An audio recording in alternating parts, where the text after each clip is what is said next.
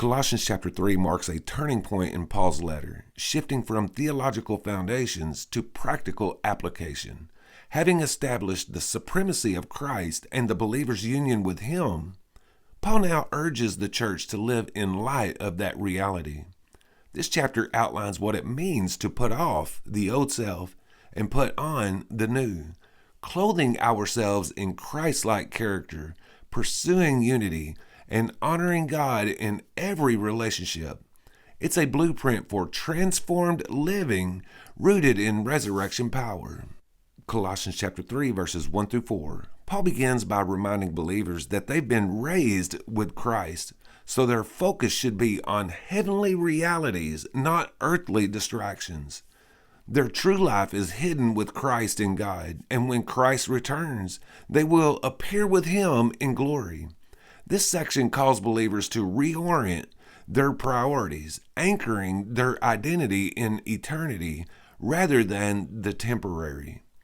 Colossians chapter 3, verses 5 through 11.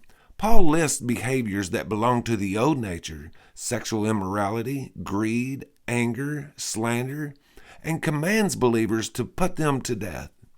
These sins once defined their lives, but now they are being renewed in the image of their Creator.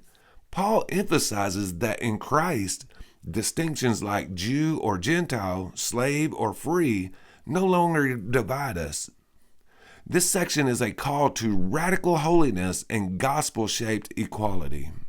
Colossians chapter 3, verses 12 through 17.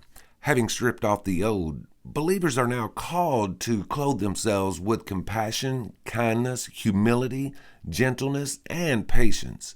Forgiveness and love are central, binding all virtues together in perfect unity. Paul urges the church to let Christ's peace rule their hearts, and His word dwell richly among them. Worship, gratitude, and mutual encouragement should define their community. This section paints a vivid picture of what it means to live as Christ's body. Colossians chapter 3, verses 18 through 25. Paul closes the chapter with instructions for Christian households. Wives are called to submit, husbands to love, children to obey, fathers to avoid provoking their children. He also addresses servants, urging them to work wholeheartedly as unto the Lord, not merely for human approval.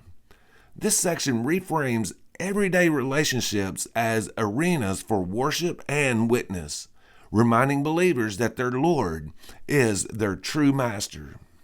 Hey, thank you for listening. Consider liking and following. I upload a chapter summary of the New Testament each weekday.